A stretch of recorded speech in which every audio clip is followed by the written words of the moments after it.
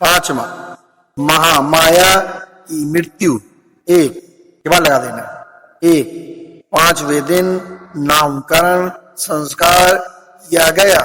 बालक का नाम सिद्धार्थ रखा गया। उसका गोत्र गौतम था, इसलिए जनसाधारण में वह सिद्धार्थ गौतम नाम से प्रसिद्ध हुआ।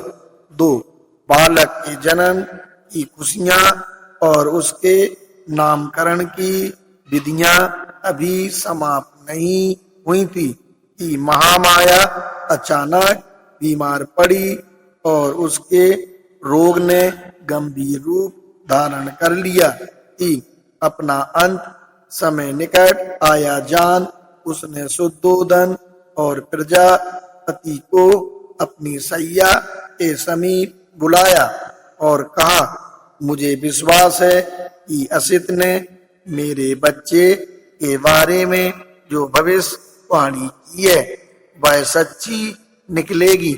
मुझे यही अफसोस है कि मैं इस वाणी को पूरा हुआ न देख सकूंगी।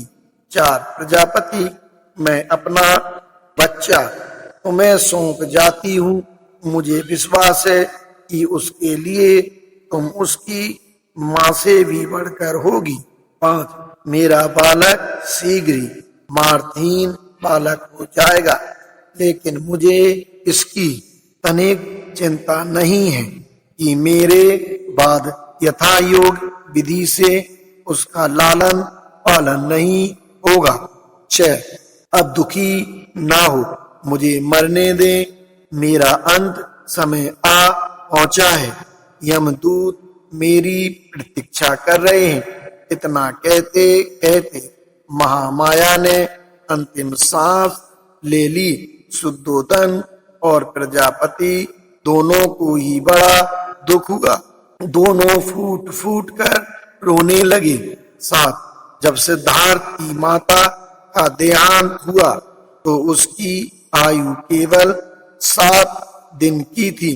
8, सिद्धार्थ का एक छोटा भाई भी था, उसका नाम था नंद। वह शुद्धोदन कहा महाप्रजापति से उत्पन्न पुत्र था। 9, उसकी ताया चाचा की भी कई संतानें थीं। महानाम और अनुरुद्ध शुक्लोदन के पुत्र थे तथा आनंद अमितोदन के। देवदत्त उसकी बुआ अमिता का पुत्र था। महानाम सिद्धार्थ की अपेक्षा बड़ा था और आनंद छोटा था। 10, सिद्धार्थ उनके साथ खेलता खाता बड़ा हुआ। 6, बचपन तथा शिक्षा। 1, जब सिद्धार्थ थोड़ा चलने फिरने योग हो गया, साख जनपद के मुखिया इकट्ठे हुए और उन्होंने शुद्धोदन से कहा कि बालक को ग्राम देवी अभया के मंदिर में ले चलना होगा। 2, शुद्धोदन ने स्वीकार किया और बालक को कपड़े पहना देने के लिए महाप्रजापति से कहा। 3, जब वह उसे वस्त्र पहना रही थी, सिद्धार्थ ने अत्यंत मधुर वाणी में अपनी मौसी से पूछा कि उसे कहाँ ले जाया जा रहा है। जब उसे पता लगा कि उसे मंदिर ले जाया जा रहा है तो वह मुस्कुराया, लेकिन साकियों के रीति रिवाज का ध्यान कर वह चला गया। 4, 8 वर्ष की आयु होने पर सिद्धार्थ ने अपनी शिक्षा आरंभ की। 5, जिन्हें शुद्धोदन ने महामाया के स्वप्न की व्याख्या करने के लिए बुलाया था और जिन्होंने सिद्धार्थ के बारे में भविष्यवाणी की थी, वे ही 8 ब्राह्मण उसके प्रथम आचार्य हुए। 6, जो कुछ वे जानते थे जब वे सब सिखा चुके, तब शुद्धोदन ने उद्दिच देश के उच्च कुलोत्पन्न प्रथम कोटि के भाषाविद तथा व्याकरण, वेद, वेदांग तथा उपनिषदों के पूरे जानकार सवमित को बुला भेजा। उसके हाथ पर समर्पण का जल सिंचन कर शुद्धोदन ने सवमित को ही शिक्षण के निमित्त सिद्धार्थ को सौंप दिया। वह उसका दूसरा आचार्य था। 7 उसकी अधीनता में सिद्धार्थ ने उस समय के सभी दर्शन शास्त्रों पर अपना अधिकार कर लिया। 8 इसके अतिरिक्त उसने भारद्वाज से चित्त को एकाग्र तथा समाधिस्थ करने का मार्ग सीख लिया था। भारद्वाज अलार कलाम का शिष्य था। उसका अपना आश्रम कपिल वस्तु में ही था। 7 आरंभिक प्रवृत्तियां। 1 जब कभी वह अपने पिता की जमींदारी में जाता, वहां कृषि संबंधी कोई काम ना होता, वह किसी एकांत कोने में जाकर ध्यानारूढ़ हो जाता। 2 निसंदेह उसे सभी प्रकार की शिक्षा मिल रही थी, किंतु साथ साथ एक क्षत्रिय के योग सैनिक शिक्षण की ओर से भी उदासीनता नहीं दिखाई जा रही थी। 3 शुद्धोदन को इस बात का ध्यान था कि कहीं ऐसा ना हो कि सिद्धार्थ में मानसिक गुणों का ही विकास हो और वह छात्रवल में पिछड़ जाए। 4 सिद्धार्थ स्वभाव से कारुणिक था। उसे यह अच्छा नहीं लगता था कि आदमी का शोषण करे। 5 एक दिन अपने कुछ मित्रों सहित वह अपने पिता के खेत पर गया। वहां उसने देखा कि मजदूर खेत कोड़ रहे हैं, बांध रहे हैं, किंतु उनके तन पर पर्याप्त कपड़ा नहीं है। वे सूर्य के ताप से जल रहे हैं। 6 उस दृश्य का उसके चित्त पर बड़ा प्रभाव पड़ा। 7 उसने अपने एक मित्र से कहा, एक आदमी दूसरे का शोषण करें, क्या इसे ठीक कहा जाएगा? मजदूर मेहनत करे और मालिक उसकी मजदूरी पर गुलछर्रे उड़ाए, यह कैसे ठीक हो सकता है? 8 उसके मित्रों के पास उसके इस प्रश्न का कोई उत्तर न था, क्योंकि वे पुरानी विचार परंपरा के मानने वाले थे कि किसान मजदूर का जन्म अपने मालिकों की सेवा करने के लिए ही हुआ है और ऐसा करना ही उनका धर्म है। 9 साक लोग पप्रमंगल नाम का एक उत्सव मनाया करते थे। धान बोने के प्रथम दिन मनाए जाने वाला यह एक ग्रामीण उत्सव था। साक्यों की प्रथा के अनुसार उस दिन हर साक को अपने हाथ से हल जोतना पड़ता था। 10 सिद्धार्थ ने हमेशा इस प्रथा का पालन किया। वह अपने हाथ से हल चलाया करता था। 11 यद्यपि वह विद्वान था, किंतु उससे शरीर श्रम से घृणा न थी। 12 उसका क्षत्रिय कुल था। उसे धनुष चलाने तथा अन्य शस्त्रों का प्रयोग करने की शिक्षा मिली थी, लेकिन वह किसी भी प्राणी को अनावश्यक कष्ट देना नहीं चाहता था।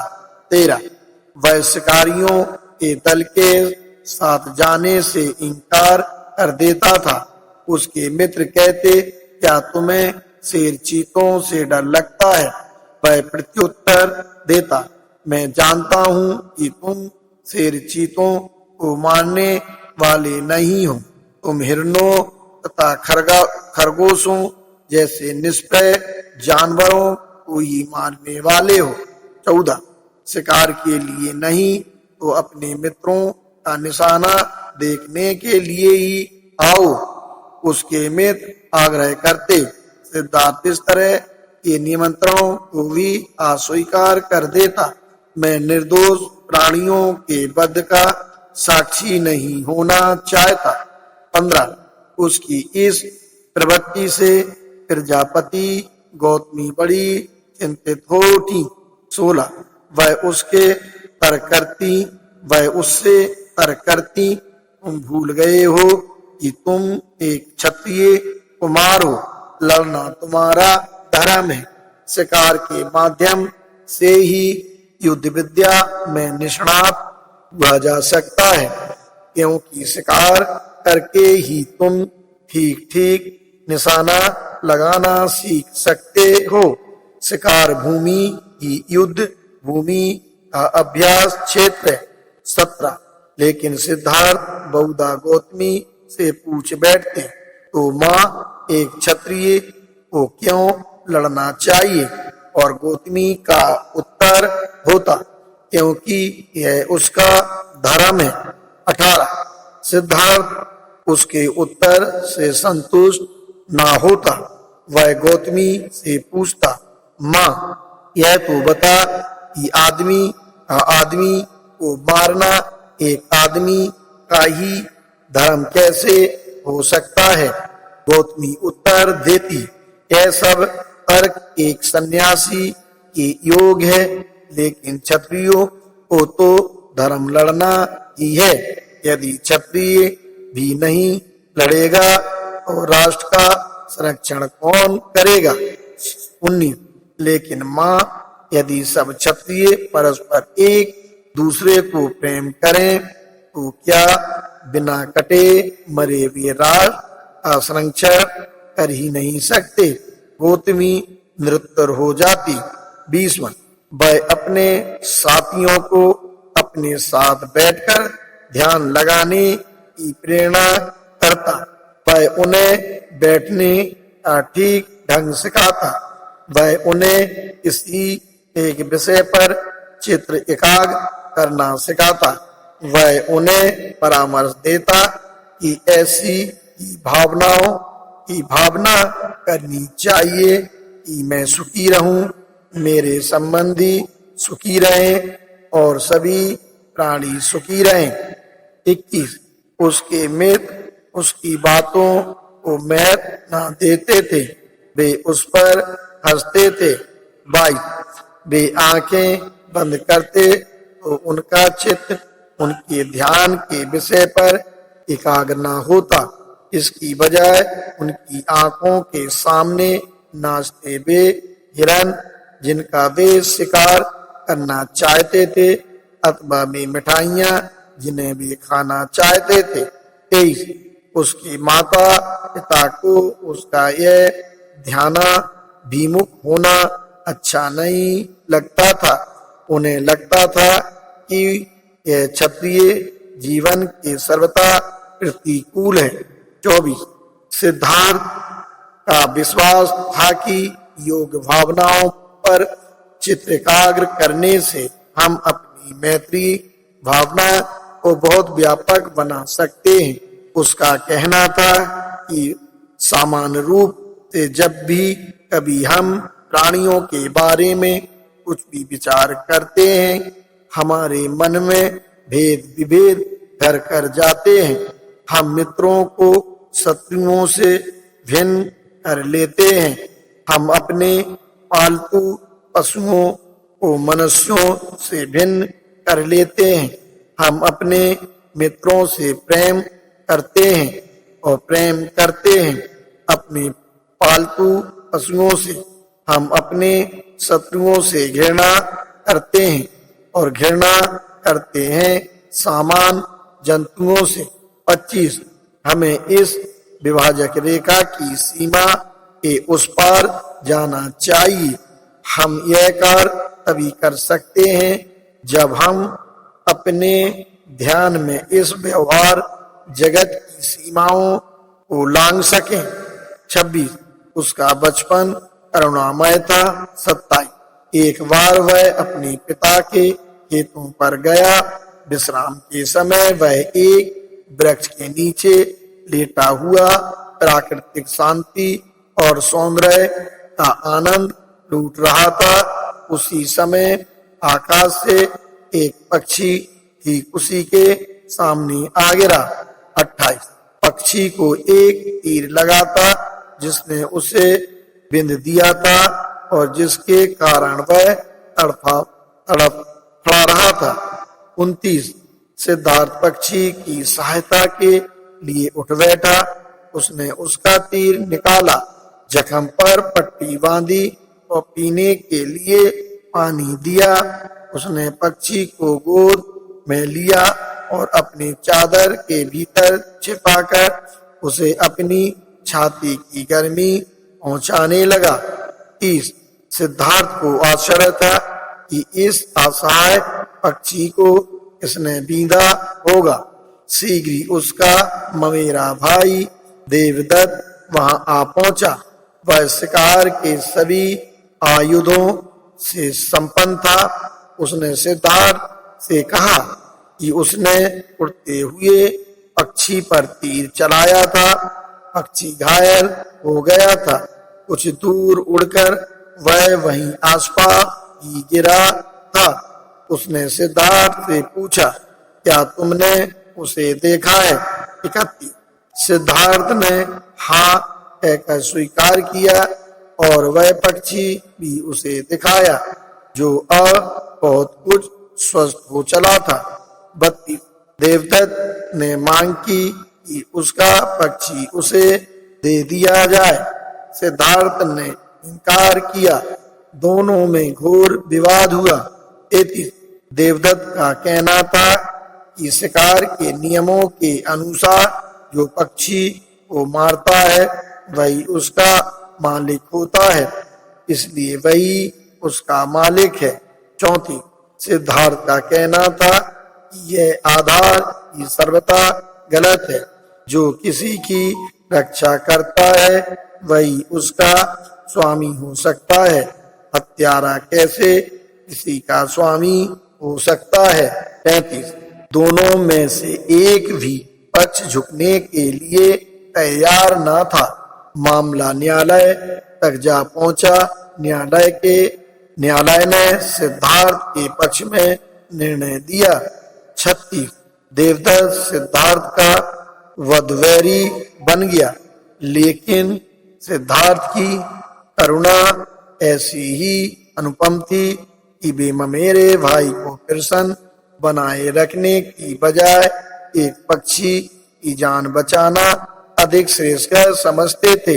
37 सिद्धार्थ गौतम का आरंभिक जीवन कुछ कुछ ऐसा ही था।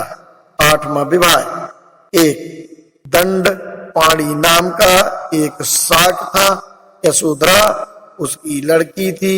अपने सौंदर्य और शील के लिए वह प्रसिद्ध थी। 2 यशोधरा अपने 16वें वर्ष में पहुंच गई थी और दंडपाणी को उसके विवाह की चिंता ने आ घेरा था। 3 प्रथा के अनुसार दंडपाणी ने अपने सभी पड़ोसी देशों के तरुणों को अपनी लड़की के स्वयंवर में सम्मिलित होने का निमंत्रण भेजा। 4 सिद्धार्थ गौतम के नाम भी एक निमंत्रण भेजा गया था। 5 सिद्धार्थ गौतम का भी 16वां वर्ष पूरा हो चुका था। उसके माता पिता भी उसकी शादी के लिए वैसे ही चिंतित थे। 6 उन्होंने उसे स्वयंवर में जाने को और यशोधरा का पाणी ग्रहण करने को कहा। उसने अपने माता पिता का कहना माना। 7 आगत तरुणों में से यशोधरा ने सिद्धार्थ गौतम को ही चुना। 8 दंडपाणी बहुत प्रसन्न नहीं था। उसे उन दोनों के दाम्पत्य जीवन की सफलता में संदेह था।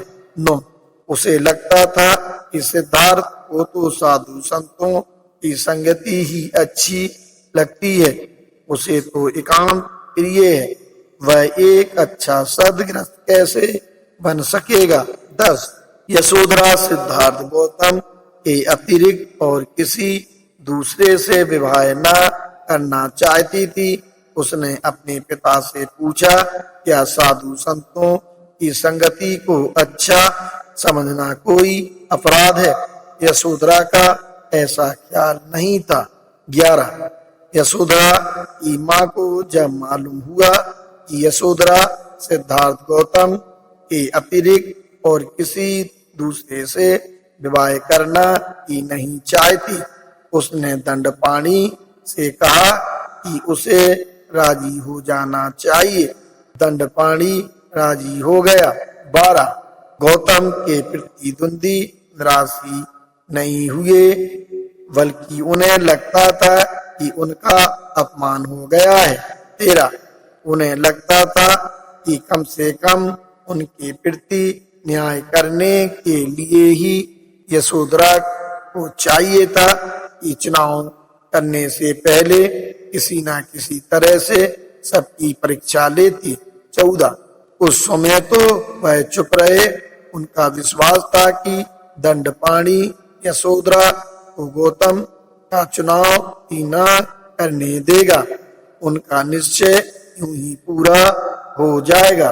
15 लेकिन जब उन्होंने देखा कि दंडपाणी असफल रहा है, उन्होंने हिम्मत से काम लिया और इस बात की मांग की कि लक्ष्य वेद की एक परीक्षा होनी ही चाहिए।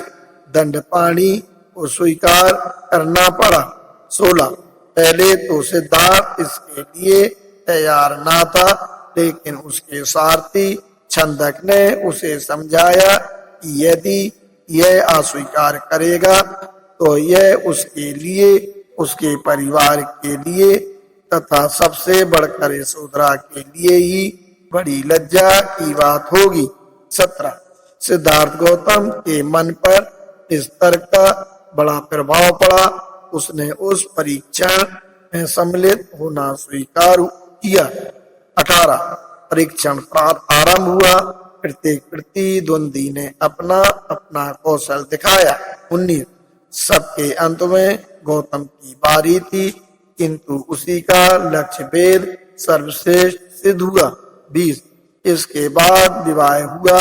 शुद्धोदन और दंडपाणी दोनों को बड़ी प्रसन्नता थी। इसी प्रकार यशोधरा और महाप्रजापति भी बड़ी प्रसन्न थी। 21 विवाह हो चुकने के काफी समय बाद यशोधरा ने एक पुत्र को जन्म दिया। उसका नाम राहुल रखा गया।